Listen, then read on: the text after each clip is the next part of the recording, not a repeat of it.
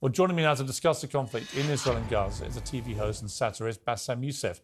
Bاسم, it's great to have you back on the programme. I wish it was under different circumstances. First of all, what is your reaction to what happened on October the 7th? Oh, it was terrible, of course. I mean, we kind of get our news kind of also secondhand because, you know, my wife's family, they live in Gaza. They have cousins and uncles there. And their house also was bombed. We haven't been able to communicate with them for the past 3 days. Communication are lost. So we don't know actually what is the, how are they doing, but you know, we're used to that. I mean, it's just like, it's very repetitive. We're used to that. We're used to them being bombed every time and moving from one place to the other. You know, it's just like those Palestinians, they're very dramatic. Israel killing us. But they never die. I mean, they always come back. You know, they're very difficult to kill, very difficult people to kill. I know because I'm married to one. I tried many times, couldn't kill her. I mean, there's a dark humour there, and I understand why. Because no, it's not dark humour. I try to get to her every time, but she uses our kids as human shields. I can never take her out. Again, I understand the humour, but to be serious, Bاسم, about this. Tonight, there is... I will be serious. Now, I will be serious. I was watching your interview with Ben Shapiro, and I'll tell you one thing. Yeah. I think that Ben Shapiro is one of the smartest people who ever walked this earth. He's very, very smart. I follow him, and I believe everything he said. And when he came on your show, his solution was, and I quote, his solution was that the solution for this is for Israel to annex Gaza and to kill as many son of bitches as possible to make sure that this will never happen again. And anyone who called for a ceasefire will be a terrorist sympathizer. So God forbid, I don't want to be labeled as a terrorist sympathizer. So I agree with Ben Shapiro. I think we should kill as many son of bitches as possible. Well, let me, so far, but Bاسم, let me... so far, 3,500 people were killed, including 5,000 son of bitches in the bombing of the Baptist hospital as we speak right now. 1/3 of those 3,500 were children. So my question to Ben Shapiro is, how many more son of bitches do we need to kill so Ben Shapiro is happy? Okay, because it changes Bاسم, from 1 year. It changes from one. I'm sorry that. Listen, I'm really at a disadvantage here. I'm looking at a camera. I don't see you. I can hear you on my ear. The reason I'm interrupting is I think you might be. I think you're conflating different interviews with Ben Shapiro. He didn't use the phrase "sons of bitches" with me. Let me play to you what he actually said on my show. He did. Go back to your interview. No, he didn't. That was another interview. But let me play what he said to me here. Well, frankly, I don't believe in proportionate response to terrorism. I believe that the way that you stop terrorism is with wildly disproportionate response. That doesn't mean in terms of targeting civilians. It means in terms of killing as many terrorists as humanly possible and allowing them to dictate the terms of engagement by hiding behind civilians in areas that they are supposedly responsible for means that the only option for Israel is to surrender to Hamas's hatred of its own citizens, its willingness to use its own children as human shields. No country worth its salt could ever do that. Now, that is substantively different to what you said he said, right? He's talking there but specifically about Hamas terrorists. I agree with him. The thing is, the question is, what is a proportionate response? Because it has been different from one tier to another. So if you look to this graph, for example, this is the death of Israeli and Palestinians, and it's changing from 1 year to year. It's like fluctuating like crypto. So my question is today, what is the going rate today for human lives? I mean, 2014 was a great year for Ben Shapiro. 88 Israelis were died, and there was 2,329 Palestinians killed on the other side. That is one Israeli for 27 Palestinians. That is a very good exchange rate. What I'm saying is, what is the exchange rate for today? So you guys will be happy. That's my question. Well, it's not me. It's not me, guys. I'm not on either side. No, not you. Like when I say you guys, I say like the people on the other side of that. I know that you don't think like that, Piers. You're one of the good guys. But let me tell you something. I mean, the reason that I'm using this is that, I mean, I can't remember what happened in 2014, and there was no music festival, but there must be something. I mean, they must do something. It is their fault. It has to be something. I mean, 2018, 300 Palestinians died. Who's counting, you know? So the thing is, what my question is, let's find what is the exchange rate for human life today so we expect the future death of Palestinians and we'll be happy to it. My response to that would be this, Bاسم. I've thought carefully about this because I think it's very tricky for people like me to immerse ourselves into a conflict where we're not directly involved. And I thought carefully about what I feel about this. I feel that the scale of what Hamas did on October the 7th supersedes anything else I've seen in this conflict, really ever.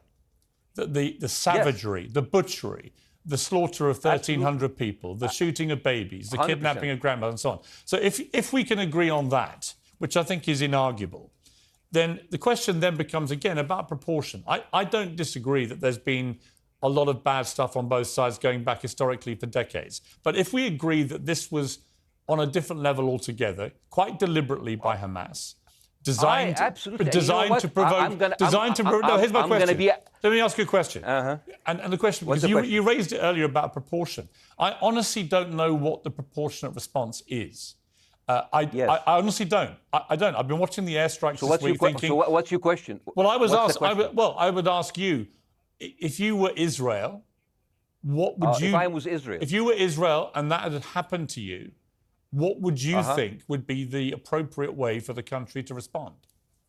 I would do exactly like Israel did, kill as many people as possible, since the world is letting me do it. I mean, I can do it because I can, you know? But the thing is, you know what? I agree with you. And you know what? I'm going to be even ahead of you, because I see the question coming. Do you condemn Hamas for the atrocity? Yes, I condemn Hamas. I condemn Hamas. Hamas is the source of all evil. They're a reason for everything. And you know what? Let's, for a minute, imagine a world without Hamas. Right. What will this world look like? Let's give this word a name, and let's name this word the West Bank. Hamas has absolutely no control in the West Bank. And since the beginning of this year, only through August, 37 Palestinian kids were killed. No music festival, no paragliding, no Hamas.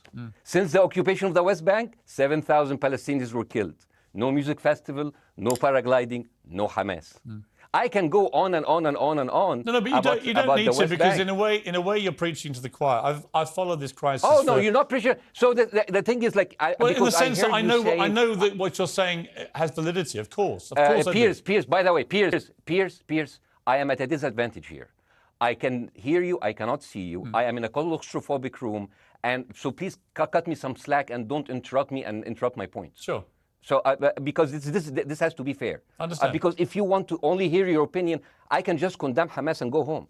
I can do that. So, do you want to do that, or do you have a much more nuanced conversation? No, I absolutely want to have a nuanced conversation. I wasn't aware I was interrupting you. I thought I was letting you speak. Amazing. So I would say I really applaud Israel for doing one thing that no military force in the world does. Because I heard Ben Shapiro and I heard Ron DeSantis, and they said Israel is the only military force in the world that warns civilians before bombing them. I mean, how fucking cute. That is so nice of them. Because with this logic, if Russian troops started warning Ukrainians before bombing their houses, we're cool with Putin, right? I mean, okay, Habibi, you have warned them, go invade, it's fine, you have done your job. I mean, the thing is, and I understand, and I also heard Ben Shapiro talking about Human Shield. So you remember my wife's family, they live in Gaza. So I asked them, I told them, when Israel give you the nice warning, the cute warning, does Hamas force you to stay in your home so you can be bombed and use as human shield? You know what, Hassan here, my wife's cousin, he's a loser, you know. He told me, you know, when I asked him, does that happen? He told me, no. The lying son of a bitch lied to me. I told him, you don't understand. Ben Shapiro and Ron DeSantis keep saying that Israel warned you and Hamas asked you to stay put. So I told you, he's a loser. He never kept a job. He even failed in all of the interviews to become like a human shield. I would believe Ben Shapiro. Let me ask you this, So let's go with that. No. Let me ask you At some point, I must be able to ask you questions. It's not a monologue for you, Bassem. If we agree that for the 14,000 casualties, I mean, who's counting, are human shield, does that mean that every single one of those civilians was standing, obscuring a military target behind them? Because that's a lot of weapons. I mean, Hamas is packing. No, of course it doesn't. And look, it doesn't. So there's some collateral damage. Lots of collateral damage. Yes. It's fine, yeah. You kill some to save some and then kill some more. Yeah, I agree. Yeah. Well, let me ask you this. Again, it comes back to proportionate response. When the world decided it had to get rid of ISIS because of the appalling butchery they were carrying out, it did so by also killing very sadly, a lot of civilians along the way by doing airstrikes against places which But killing civilians are inevitable. You said that in the beginning. My point is, it's inevitable. Yeah, but once Israel has decided that they want to get rid of Hamas, and Hamas is embedded with civilian population, I'm very concerned about what's going to happen next. I've written a column tonight saying, I remember the Iraq War, which I opposed, right? I remember all this. So my question for you is, what would you think would be an appropriate response by Israel to what happened? Well, these are years of disproportionate responses of Israel. Right. Did it solve the solution? Did it solve the problem? Did it work before, so it will work? What will be the surprise this time? What will be the twist that will make this work this time? What will be different this time? Seriously, I mean, like, this is only the last 15 years. I mean, because it's too many papers. I just got this. But how will this be different? And the thing is, I am so glad in the introduction that you mentioned the Iraq War. I applaud you, Piers, for saying that, because you were honest about it. You said that spreading lies like WMDs make people look at those people as less of humans, and they would accept the death of 1 million Iraqi, whether by sanctions or by invasion, right? You are a good man. This is amazing. And you know what is similar? Is when you spread the lies of 40 decapitated babies, although it was refuted. So what happens when people hear that, killing babies is horrible. But when you say decapitated 40 babies, you are planting a certain image with a certain trigger in people's mind. Who has said that? Who has said 40? Who has said that? Who has said 40 decapitated? Who has said that? You have repeated. No, I haven't. What? I've never said that. You haven't said on your show 40 decapitated babies? Never. Ben Shapiro didn't say it? No. Ron DeSantis didn't say Nobody it? has said it. Okay, Piers, nobody said it? No. Oh, okay. Okay, maybe I am wrong. Decapitated. Here's you're the thing. wrong. I've never said that. The thing, what happened, no, you're wrong. But the thing is, when Iraq, the thing is, the same thing is happening in Iraq. Ben Shapiro once tweeted, not even about Gaza, about the West Bank, when Israel continued to build the illegal settlement. He said, 2017, Israel likes to build things, and Arabs, not Palestine, not Hamas, Arabs like to bomb crap and live in open sewage. Yeah, I thought that was very the Israeli defense minister, he said, those are human animals. And the thing is, Ben Shapiro should know better, because, long before the Holocaust, before Jewish people were thrown in the gas chambers, the Nazi propaganda called them rats. Now, as a human being, I will never accept that another human being being thrown into a gas chamber. But a rat, kill 10, kill 1,000, 3,500. They are son of a bitch. They are human animals who live in open sewage and decapitate babies. And because of that propaganda, Mr. Morgan, that guy in Illinois, the 71-years-old guy, he killed, stabbing the 6-year-old Palestinian kid in Illinois 26 times. And he used to play with him. They used to be friends. But he went in, marching into their apartment, stabbing his mother and killing him, shouting, all Muslims could die. Yeah. It took you 80 years to change one word from Jewish to Muslim. And then you transferred your guilt to us and took away our land. Bassem, let me ask you a question. That deal sucks, man. Let me ask you a question. How do we get from where we are now to peace? Well, first of all, you need to change the perception. Nikki Haley, the American presidential candidate, said, we are in Israel in this because it's a fight between good and evil. Now, if you already decided someone is good, he can do no evil. And if you decided someone is evil, it's good to kill them. Killing them is good. You see, and the thing is, it is not like something new. I mean, I look at history and I see, I'm sorry to say this, but Westerners has always dealt like this with indigenous people. You first treated them like savages, Native American, First Nation, Aboriginal. They're savages. Kill all the savages. And then when they're almost extinct, you start feeling sorry for them, like animals. So maybe the solution is that we kill as many Palestinians as possible, so the few of them that remains do not bother you. And maybe Netanyahu, when he lives for another 100 years, he'll become a tree hugger. Let me just challenge you on this. And he will campaign for preserving the three Palestinians. You keep talking about Westerners like me. Okay, so let me return the favor, okay?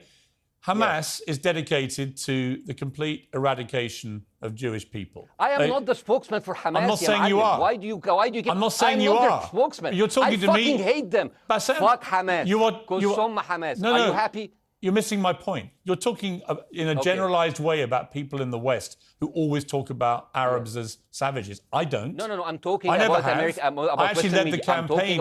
I led the media campaign in this country against the Iraq War. Okay, so I don't see. I don't see people in the Middle East as savages. You are one of the good ones. But what I would say is, I'm not talking about you. You're great. No, it's not about me being amazing. great. We love you. It's about the way Hamas behaved on October the 7th was like savages, like a pack of savages. It was the worst atrocity against Jewish people since the Holocaust. There has to be, of course, there has to be a response. They should be eradicated. My question for you is, notwithstanding the history, Bassem, what is the proportionate response? But I don't know. But there's no Hamas in the West Bank, and they're still dying there. So what's your excuse? I don't have any excuse. Okay, what's your explanation? Sorry, my earpiece went down. Listen, I don't make any pretense that this hasn't been a massive problem between Palestine and Israel going back to the mid-40s. We all know this, right? Piers, listen. I'm not saying that you're making excuses, but if you are adopting a certain point of view, you have to at least defend it. I'm telling you, there is no Hamas in the West Bank. What is the excuse? Not your excuse. What is the excuse to kill those people? Well, listen, this question of proportionality is one that... No, answer my question. I've been answering your question. You answer mine. It's actually not my job to answer your questions. It's not. Okay, not your job. Not. I agree with you. I'm more interested in you, who has family in Gaza, who's an Egyptian in the Middle East, right? I'm more interested in what you have to say. Okay, I'm telling you. I think Hamas is the problem, okay? Right. Now, let's say Hamas is removed. Let's Hamas. I'm agreeing with everything. You want me to condemn Hamas? I will condemn Hamas, Hummus, Hassan, everybody. Guys, say wait. I can't hear you. The earpiece. Damn. Okay. Oops. Okay. Yeah. Okay. I do need help. I think. Okay. Just go back. Is he there? You go back. You go. Can you hear me? Okay. Go. Thank you, guys. Can you hear Bassem? Yeah. Now I can hear you. Okay. So here's the thing. Can you hear? Okay. Yeah. So Isaac, let's say, for example, Hamas ceased to exist. Okay. Do you hear me? Yes. Yeah. Hamas ceased to exist today. Now, right now, in Palestine, in West Bank and Gaza, 20% of Palestinians go through Israeli prison system, whether imprisonment, whether interrogation, whether torture. And the rest of them, they live a life of daily loss of land, of homes, of life, and they are suffocated by this. So let me ask you something. If you are a Palestinian living into these conditions for decades, would you sympathize with your oppressor, or sympathize with the people who claim they resist them even if they are terrorists? I have made no secret that I think the conditions Palestinians have had to exist under are completely unacceptable. I've said that for years. So the question then becomes, how do you forge peace between two warring parts of that region who for decades have approached peace, in my view, with mutual sledgehammers, with no actual desire to have peace? And I think it comes down in the end to great leadership. And I don't think there's great leadership. I don't think, well, hang on, let me make my point. I don't think there's great leadership on either side. Where is the Nelson Mandela figure here to come through all this hatred on both sides? Nelson Mandela? Yeah, where is that Nelson figure? Nelson Mandela actually have criticized Israel for being a horrible state. All of the South African activists have actually called Israel. My point is about how he responded to a country that was so divided. Is a template for how you get to peace, isn't it? I haven't met Nelson Mandela, so I wouldn't know. But like there is a point. There's a very important point here. You know, I want to understand what is the logic of Israel carpet bombing Gaza. I mean, if there's a logic, if this will make Israel safe, I want to hear the logic. So if they continue bombing, what are they hoping to achieve? Well, I think we know what their stated aim is. Their stated aim is to eradicate and wipe out Hamas. They believe Hamas are living predominantly in northern Gaza. They also are aware they're living amongst civilians. So it's an incredibly difficult thing. As I said in my monologue, it is very, very difficult to see how they do this without massive collateral damage. So if I can understand this correctly, basically Israel is doing this to pressure the Palestinian community in Gaza to turn against Hamas. Is that right? I'm sure that's part of it, yes. That's part of it. So this is exactly what terrorist organizations do, because terrorist organizations will have no chance beating a whole nation in battle. So they terrorize and they kill the civilians in order to spread fear and terror so they can turn against their government to change their policy or to resign. You have just compared Israel with ISIS. No, I haven't. I don't see any comparison between. It's going to be the headlines tomorrow. Piers Morgan, Israel is ISIS. Only amongst people who weren't listening. The comparison, which is more apposite, is ISIS and Hamas. They are both nihilistic terror groups intent on killing as many Jewish people and others as they can possibly kill. And you can't get peace with people like that. Absolutely. You know what? I'm going to do something that nobody done on your television. You know what I'm going to do on your episode? I'm going to pretend that I'm an Israeli citizen. I'm going to put myself in the place of an Israeli settler in the kibbutz. And I want to speak to my Prime Minister, Benjamin Netanyahu. Mr. Benjamin Netanyahu, I have voted for you because you have promised us peace and prosperity and security. On the 7th of October, those son of bitches Hamas, they went into the fence that is regularly heavily guarded. Usually if there's like a dove that comes close to it, it will be shot. Those people went in and they went for 6 hours before IDF forces was deployed, killing our friends, our families, kidnapping our grandmothers and babies, and went in. I want to ask you, Mr. Prime Minister, after you have fractured the Israeli community and you have fucked our courts, our Supreme Courts, what are you doing with the money being given to you, to the United States? Also, you are carpet bombing Gaza with absolutely no regard to our hostages, our people. I heard a rumor in the kibbutz that you're doing that you let that happen as an excuse to carpet bomb Gaza, so you push them into Sinai. And I didn't believe it. It's like, not my prime minister. He can never do that. And then I watched an interview for Danny Ayalon. He was your chief advisor. He was also the Israeli ambassador to the United States. And you know what he said, Mr. Prime Minister? He said that the solution for those Palestinians is to go into a vast land of Sinai and live into tent cities temporarily, temporarily, wink wink, until we build Gaza again, and then we invite you back. يعني عبط احنا بقى. يعني فاهمني؟ As we've seen this movie before. So يعني, and when I saw this, I couldn't explain to my fellows in the kibbutz, how come our Israeli government is trading human lives for another piece of land? So as an Israeli citizen, I need to hold my Israeli government accountable. And as an American citizen, I want to know all of these money that we are giving to Israel. We're giving them $4 billion every year. Joe Biden said it's the best investment America ever done.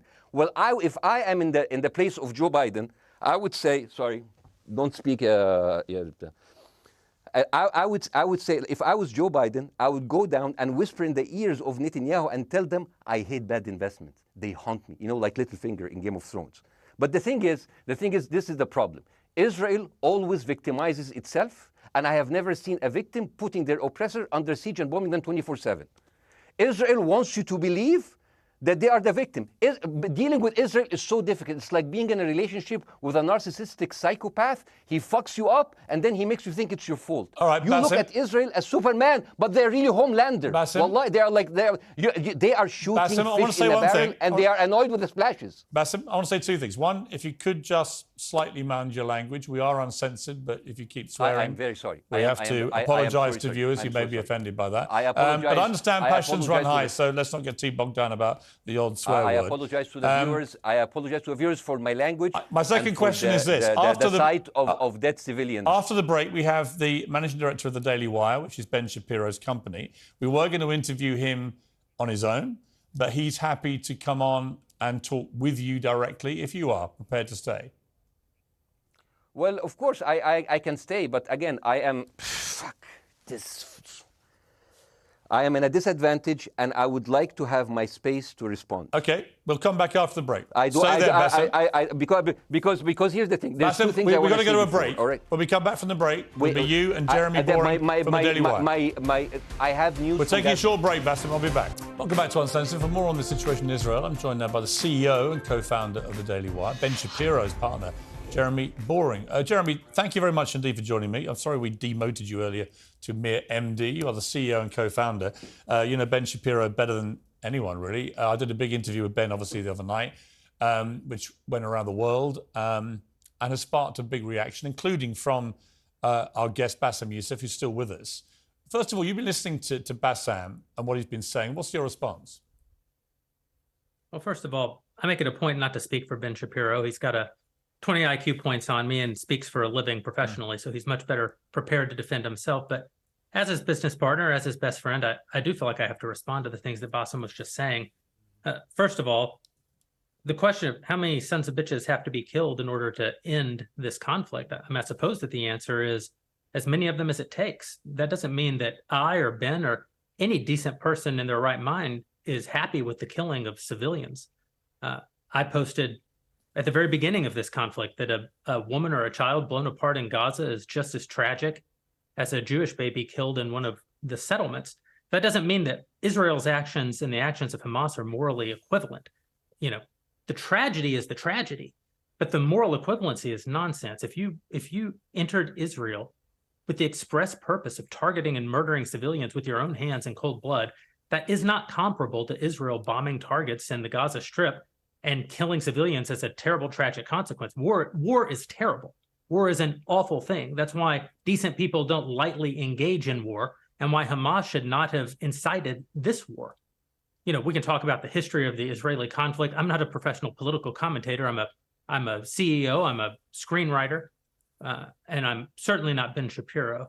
I'm not here to discuss the history of the Israeli-Palestinian conflict, but we all saw what happened on October 7th.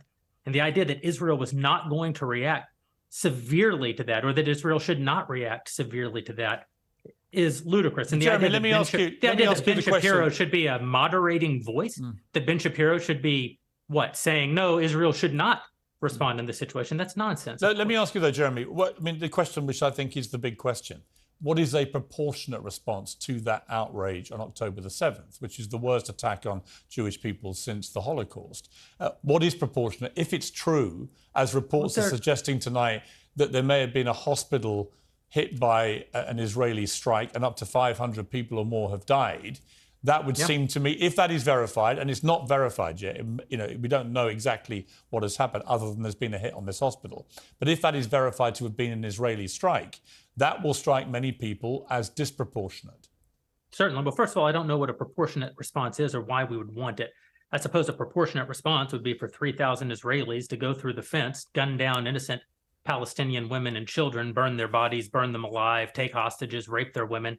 No one wants a proportionate response. No moral person could possibly call for a proportionate response. The purpose of war is to defeat your enemy. The West has, in my lifetime, forgotten the purpose of war because the true cost of war is so terrible. The last time the West engaged in war and won it was World War II, and they did it through incredible brutality. They did it by bringing their enemies to heel. That is not a thing to That's not a thing to rah-rah about. That's not a thing to look forward to. As I said, all decent people should avoid war. But I think the sort of lie of the post-World War II, the post-war consensus lie, is that somehow war in which you kill a bunch of people and don't secure victory is morally superior to war where you do secure victory. I would say that the only way to morally justify a war is to win it. Otherwise, the very argument that brought you into the war, this enemy must be defeated, ends up being proven a lie. I mean, Afghanistan, I think America had every right to go into Afghanistan. The Taliban was harboring Osama bin Laden and Al-Qaeda. Al-Qaeda flew planes into buildings in the United States, killed thousands of our citizens, brought the nation into untold agony, pain, and horror. America had every right morally to go in and destroy the Taliban and destroy Al-Qaeda. Yeah, but I would argue, the Taliban now rules in Afghanistan. The war was not won. But that's my point, actually. I've done a column about this tonight for The Sun here in the UK, which is I was editor of a newspaper when the Iraq war happened. I opposed it very aggressively as the editor of the paper.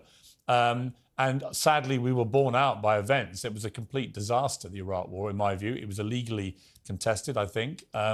And the consequences were appalling in terms of loss of life, 1 million people, in terms of ISIS being allowed to breed and create their merry hell around the world, in terms of complete dismantlement of Iraq itself as a functioning country. And I think Afghanistan, again, 20 years of attacking an enemy, which is now running the country again, seemed to me, again, to be kind of pointless. And I do wonder whether Israel, in its blind fury, which I completely understand, has thought through the consequences of actually launching a full air, ground and sea offensive into Gaza as to actually what happens at the end of that. Well, I suppose Israel wasn't really given the opportunity to fully contemplate what the consequences of that action might be, because Israel didn't instigate this war. This war was instigated by a horrible terrorist attack on Israel, and a state is put in a position where it has to respond. Now, one might argue that the very fact that Israel has yet to actually launch their ground invasion means that they are actually making a calculation about what the cost will be, what victory looks like. Any rational person, any decent person can engage in a conversation about what is the appropriate response for Israel. Of course they can. But this sort of moral equivalency thing, I don't think is a sign of decency to engage in a conversation about moral equivalency. Let me bring Baasim back in. You've been listening to this, Baasim. What's your response to what Jeremy's been saying? I'm sorry, I didn't catch the gentleman's name. It's Jeremy Boring. He's the chief executive of the Daily Wire and co-founder with Ben Shapiro of the Daily Wire. Hi, Jeremy. Please say hello to Ben Shapiro, and please tell him that I do think he is the smartest person to ever walk the earth. Thank you so much. So, as response to Jeremy, I agree with everything you said. I mean, what is disproportionate? I mean, he just used the examples from Second World War and America, showing that civilian casualty is, I mean, I heard his voice. He was very sad, and as he was telling us, it is so inevitable to kill so many civilians because it's something that we cannot avoid. I hear the sadness in his voice, and I know that it's a very difficult decision to kill all of these civilians because that's for a higher cause, and I understand. But my question, I have two questions. The question is, how can you justify the killing in the West Bank where Hamas does not exist? And if the disproportionate response during over all of these years have actually worked, what will be new this time that did not happen before? I just want to. That was my question. Okay, that was my question. I'm gonna. Okay. So now, if I ask the question, can I say something on my side? Well, a little bit personal? Baasim, with respect, a little bit personal. Baasim, with respect, I gave you half the show to have your side. Jeremy's had a lot less time. I'm going to have to. You move want me on. to leave? Baasim, or do you want me to stay? I'm going to have to let you go because we've been on air with you for 40 minutes. Oh, okay. Now. Bye bye. But listen, bye bye. I would like to talk to you again, and thank you for joining the program. I appreciate it. Oh, by the way, my wife's family is all right, and they sent us a house. It's bombed. It's beautiful. It's going to be a good like Halloween theme. So well, I'm very sorry for what your family are going through in Gaza, and I mean that very sincerely. By the way, I don't know. I don't know I don't know him. By the way, I haven't actually met them. They didn't even come to my wedding. They couldn't because they are stuck in Gaza. Okay. And she never saw them because Gaza is not a destination. Baasim, as I say, we hear their voices, and it's they die. It's fine. It's fine. Baasim, I wish your family all the very best. Thank you for joining me. I appreciate it. I don't. Thank you.